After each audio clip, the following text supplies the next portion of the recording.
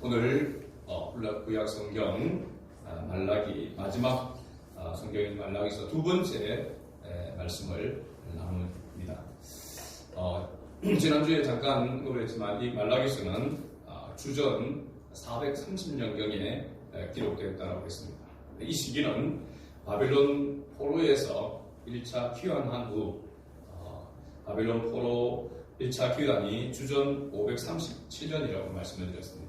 그 후에 포로 귀환 후에 스룹바벨 성전을 다시 복원하고 그 다음에 성벽 공사를 이렇게 느헤미야 선지자를 통해서 이렇게 세우게 되고 그런 가운데에서 약 100년의 시간이 흘른 뒤라라고 했습니다. 학개와 스가랴 선지자가 하나님의 말씀을 낭독하고 그러면서 백성들에게 또 하나님의 말씀을 가르치고 그렇게 해서 다시 한번 민족의 큰 구원과 부흥의 그런 역사가 일어나리라 그런 기대가 계속되는 가운데 있었지만 그들의 소망과 희망대로 되지 아니하고 계속해서 그들의 삶은 공핍하였고 어떻게 보면 다윗 왕과 같은 그 시대와 같은 그런 이스라엘 왕국이 회복되지 않은 그런 가운데서 하나님에 대한 의심과 또 하나님을 섬기는 일에 대한 회의를 느끼는 그런 가운데 있어가고 있습니다.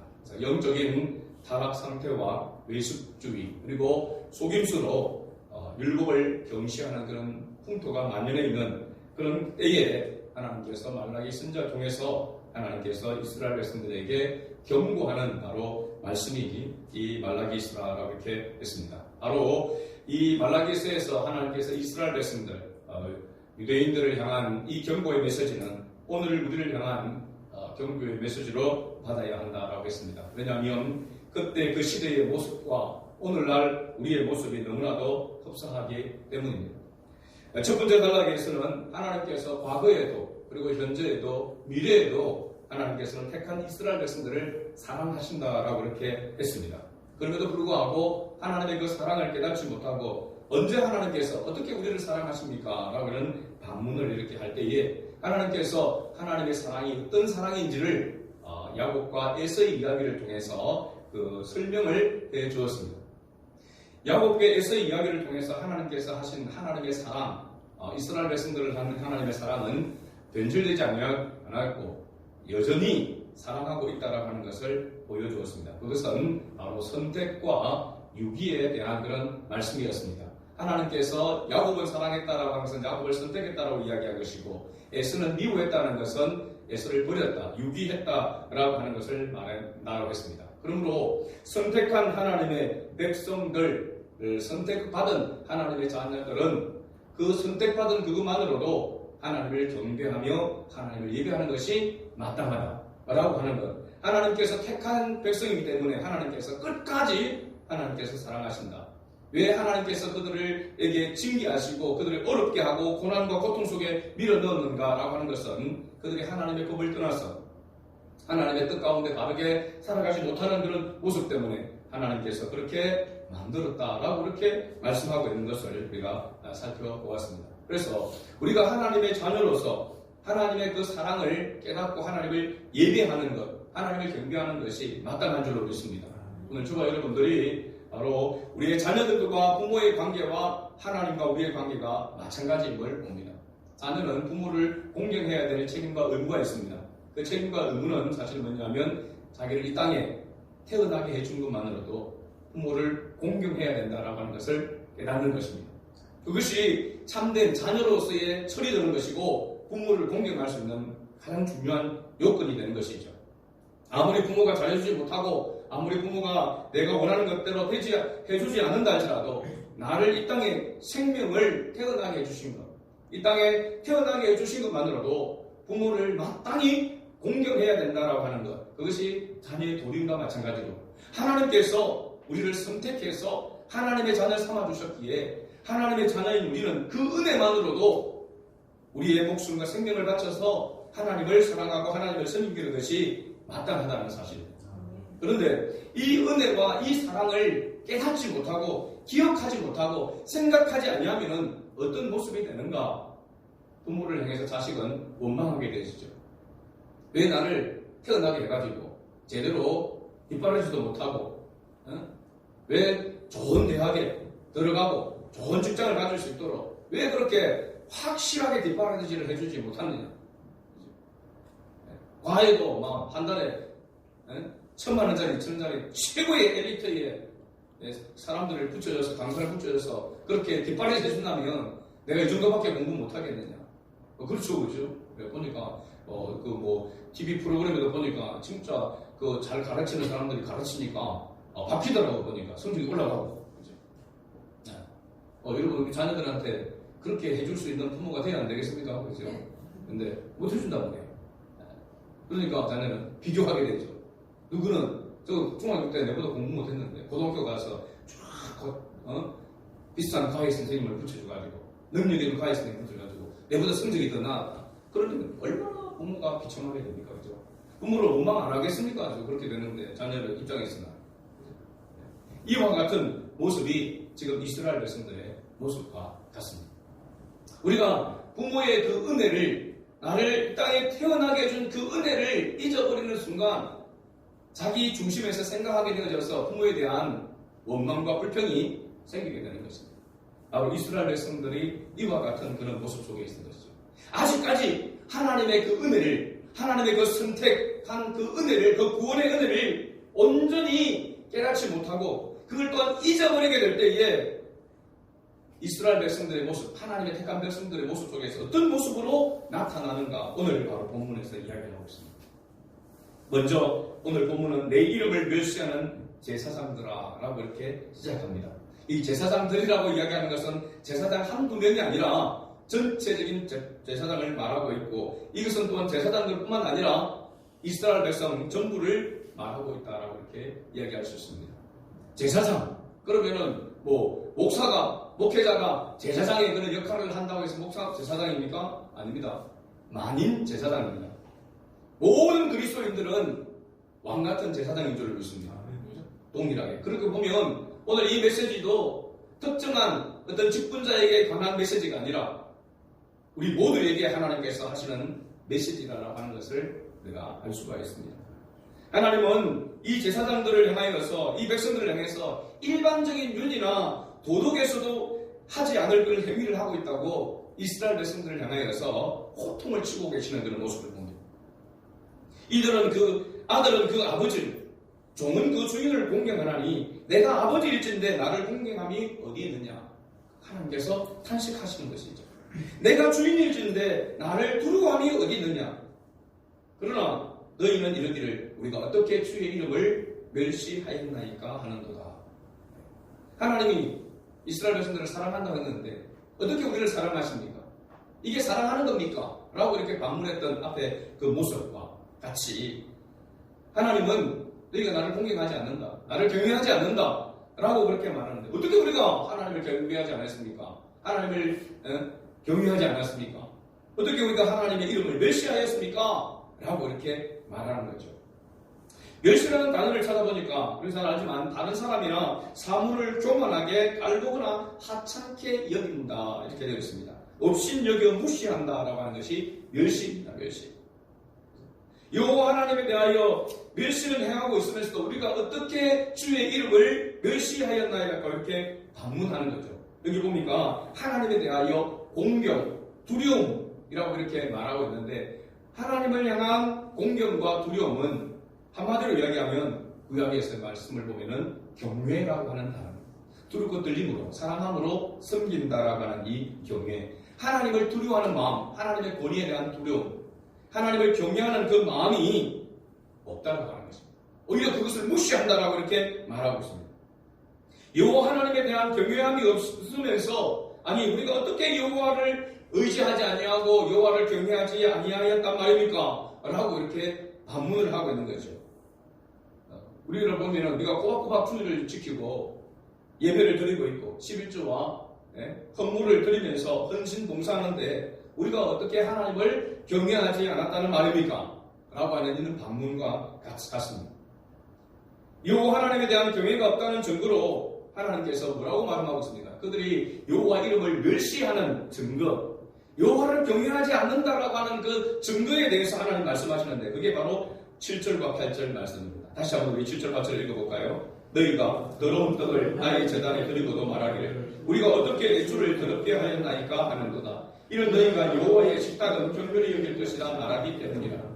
만군의 여호와가 이르노라. 너희가 눈먼 희생제물을 바치는 것이 어찌 악하지 아니하며 저런 것 병든 것을 드리는 것이 어찌 악하지 아니하냐. 이제 그것을 너희 총독에게 드려보라. 그가 너를 기뻐하겠으며 너를 받아주겠느냐.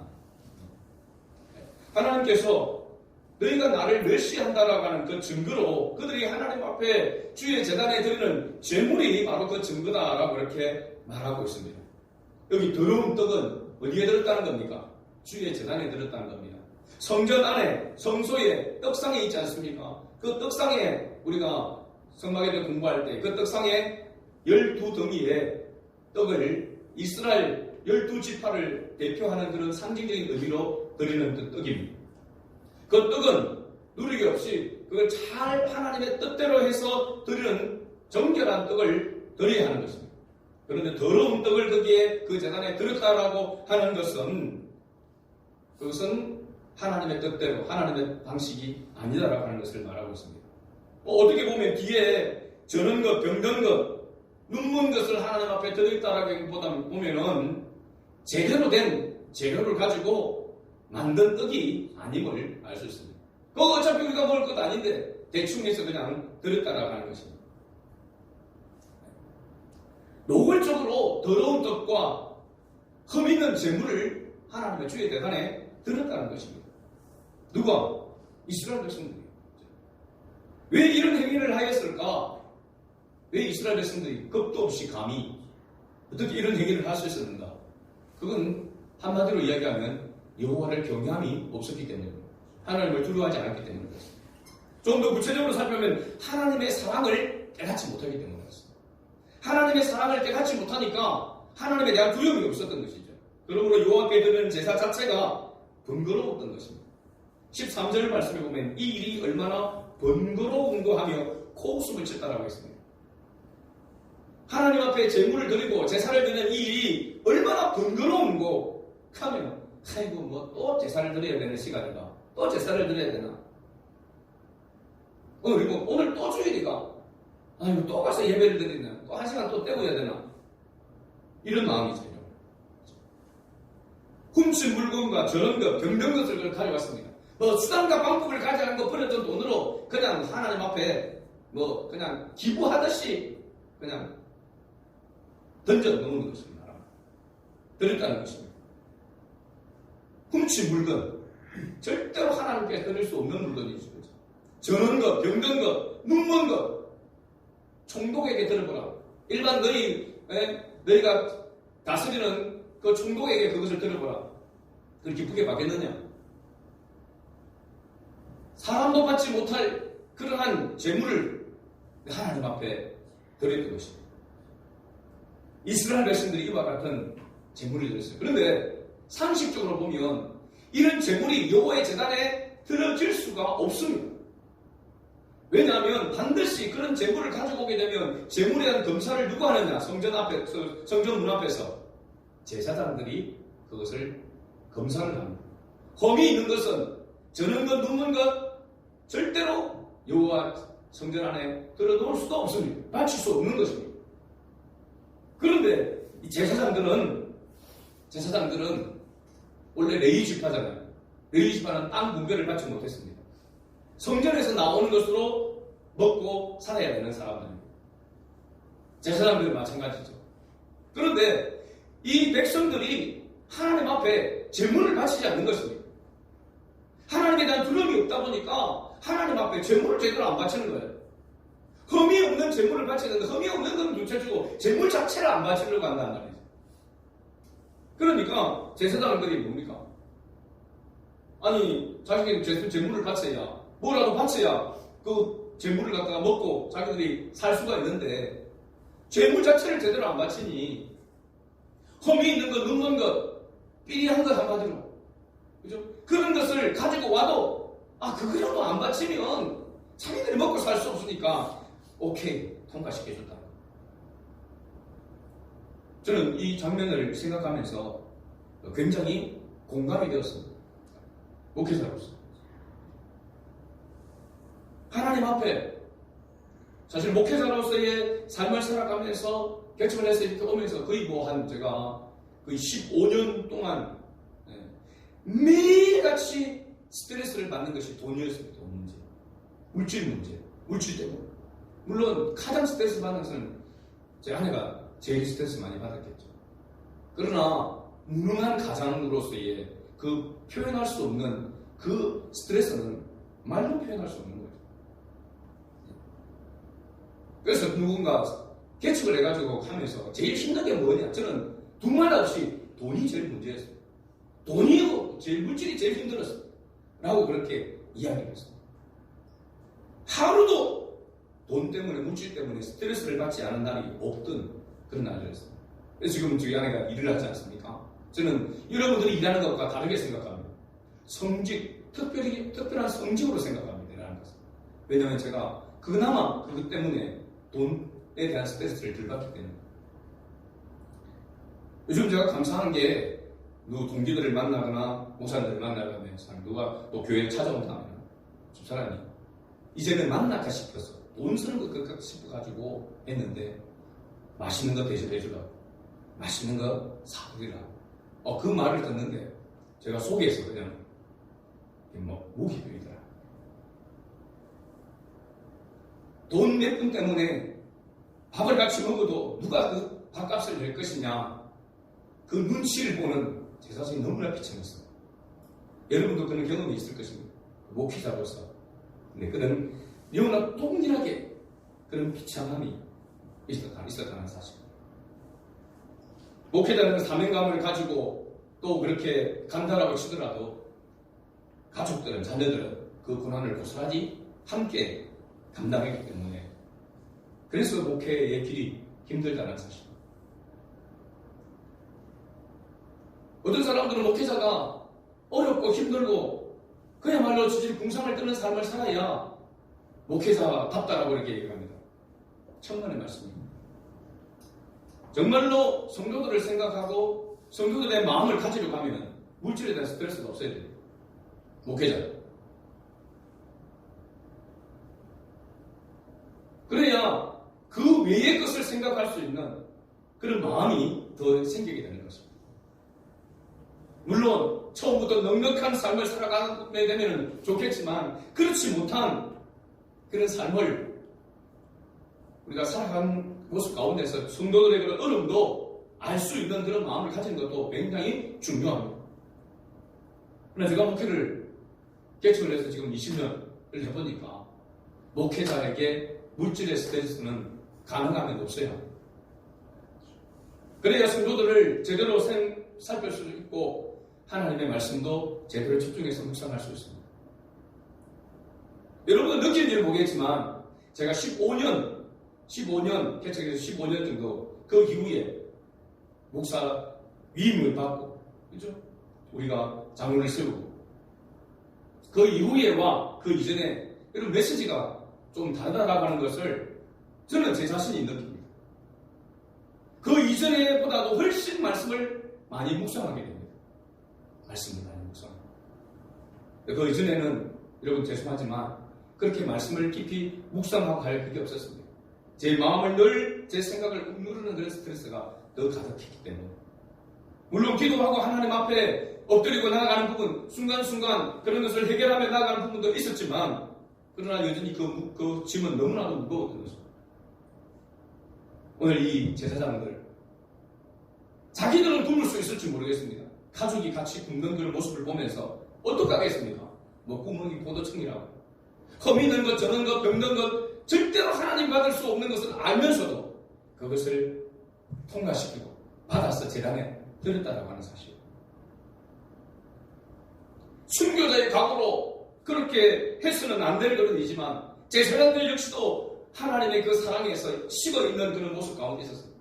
영적인 타락 가운데 영적인 매너리즘에 빠져있었기 때문에 그와 같은 행위를 했다라고 말할 수 있습니다. 그러고 보면 총체적인 난국이라고 말할 수 있습니다. 저는 우리 정치적인 이야기를 안 하려고 하지만 대통령에 대한 지도자에 대한 그런 부재가 지금 우리 나라에 계속되고 있습니다. 그 지도자에 대한 부재는 누구의 책임입니까? 대통령 한 사람만의 책임이 아닙니다. 모든 국민이 져야 될 책임입니다. 같이. 하나님은 교회의 목회자도 마찬가지입니다. 성도들이 타락하게 되어지고 영적으로 타락하게 되어지면 하나님은 지도자도 타락하게 될 겁니다. 지도자도 하나님께서 옮기십니다. 촛대를 옮기십니다. 저는 그런 관점에서 이 나라를 보고 있습니다. 정말 이 나라에 다시 제대로 된 회복이 일어나고 훌륭한 그런 지도자가 세워지기 위해서는 우리가 하나님 앞에 깨어 있어야 될 줄로 믿습니다. 하나님의 말씀이 이 재단에서 풍성하게 쏟아져 내리기 위해서는 여러분들이 사모하는 심령이 되어야 됩니다. 여러분 한 사람 한 사람이 말씀에 대한 사모함이 있어야 됩니다. 그러면 이 재단에서부터 말씀이 생수가 흘러나오게 되는 것입니다. 그 생수를 통해서 변화되어지고 새롭게 되어지는 역사가 일어나는 거죠. 진풀과 개풀이 다시 소생함을 입었던 것처럼 그러한 역사가 일어나게 되는 것을 믿습니다. 목회자에게 첫 번째 책임이 있고 모든 성도들이 함께 이 책임을 공감하고 주님 앞에 엎드리고 기도해야 되는 거죠.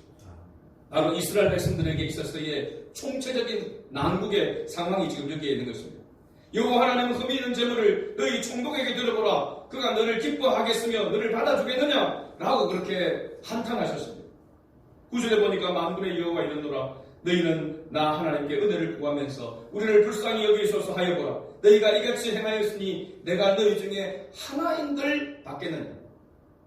이스라엘 백성들, 제사장을 비롯해서 모든 백성들 한 사람도 하나님께서 받지 않겠다고 했습니다. 그러면서 10절에 너희 중에 성전 문을 닫을 자가 있었으면 좋겠도다라고 탄식했습니다. 차라리 성전 문을 걸어 잠그라. 저는 것, 병든 것, 눕는 것, 더러운 것을 가지고 와서 예배를 드리는 것을 하나님께서 두고 보지 못하겠다라는 것입니다. 차라리 성전 문을 닫아라. 하나님은 재물만 받지 않는 것이 아니라 재물을 드리는 사람도 받지 않겠다는 것입니다. 우리가 잘 알지 않습니까? 가인과 아벨이 하나님의 재물을 드릴 때에 하나님께서 가인과 그 재물을 받지 않으셨다고 했습니다.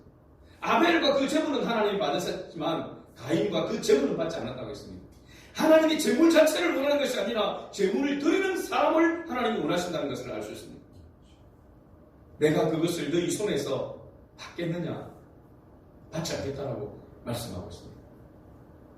저는 여기까지 우리가 10절 말씀까지 보면은 절망입니다. 나름 우리가 애를 쓰고 힘써 하는데도 어떻게 보면 하나님이 은혜를 주시 않아서 하나님이 우리에게 복을 주지 아니해서 우리가 이 모습이 아닙니까? 라고 반문할 수 있습니다. 그런데 하나님은 너희를 과거에도 사랑하고 현재에도 사랑하고 앞으로도 끝까지 사랑할 것이다 라고 이렇게 말씀하면서 너희가 하나님의 그 사랑을, 그 구원의 은혜를 제대로 깨닫지 못하기 때문이다 라고 이렇게 말하고 있습니다. 그래서 하나님께서 너 받지 않겠다, 나오지 마라 라고 그렇게 말하고 있는 것입니다. 그래서 여기까지만 보면 얼마나 절망적인지 모릅니다. 하나님들 받겠느냐, 한 사람의 예배도 받지 않겠다 라고 그렇게 말하고 있지 않습니다. 그러나 11절을 같이 읽어봅니다. 만군의 여호와가 이르노라. 해 뜨는 곳에서부터 해 지는 곳까지의 이방 민족 중에서 내 이름이 크게 될 것이라. 각처에서 내 이름을 위하여 분향하며 깨끗한 제물을 드리니 이는 내 이름이 이방 민족 중에서 크게 될 것임이니라. 아멘.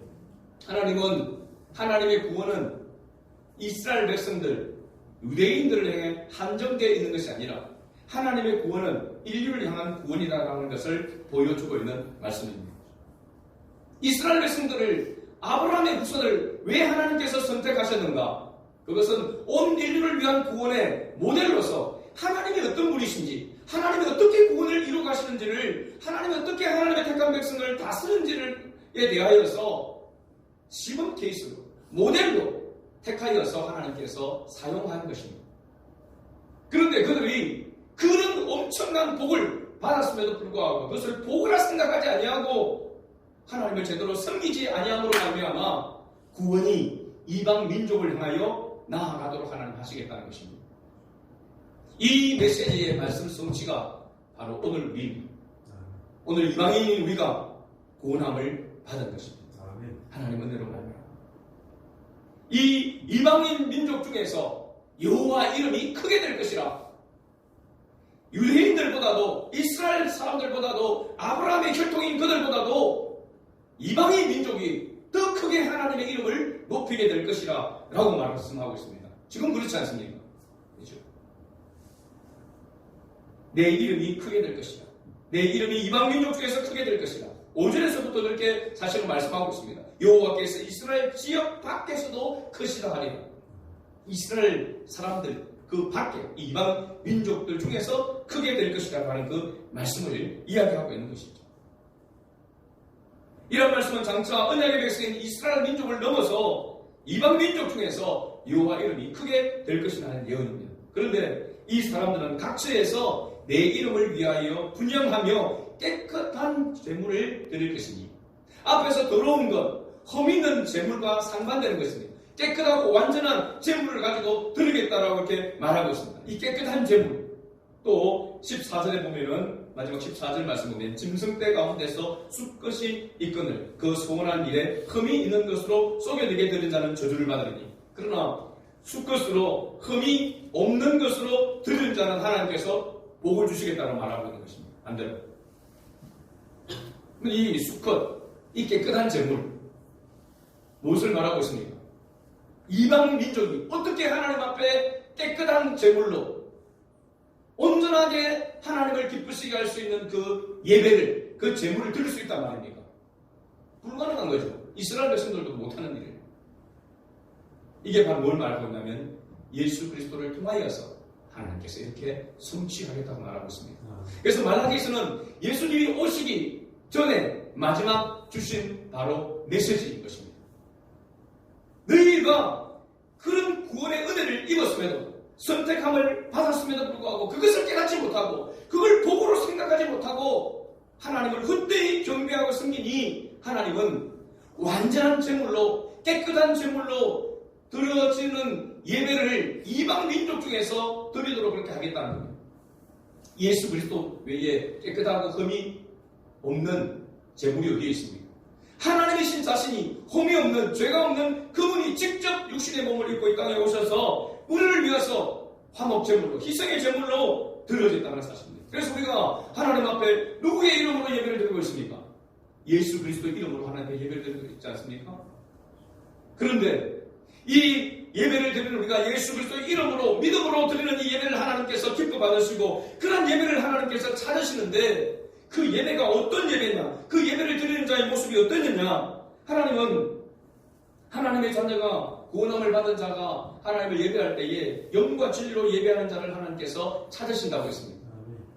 우리가 잘 아는 요한복음 4장 23절과 24절, 아버지께 참되게 예배하는 자들은 영과 진리로 예배할 때가 오나니 곧 이때라. 아버지께서 자기에게 이렇게 예배하는 자들을 찾으시느니라. 하나님은 영이시니 예배하는 자가 영과 진리로 예배할지니라. 아멘.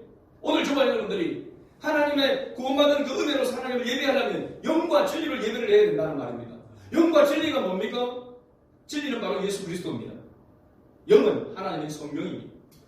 성령을 받아서 성령에 충만하여서 말씀에 의지하여 예배를 드리는 자를 하나님께서 지금도 찾으신다고 말씀하고 있습니다. 결론적으로 구원함을 받은 우리는 예수 그리스도를 힘입어 하나님을 예배해야 될 줄로 믿습니다. 다른 것은 언제나 흠이 없는 것이 없습니다. 그 외에 다른 것으로 드리는 것은 저주를 받을지, 예수 그리스도가 아닌 믿음으로 예배를 드리는, 영과 진리로 예배드리는 것이 아닌 다른 것은 저주를 받는다고 말씀하고 있습니다. 오늘 우리가 하나님 앞에 드리는 예배가 어떤 예배입니까?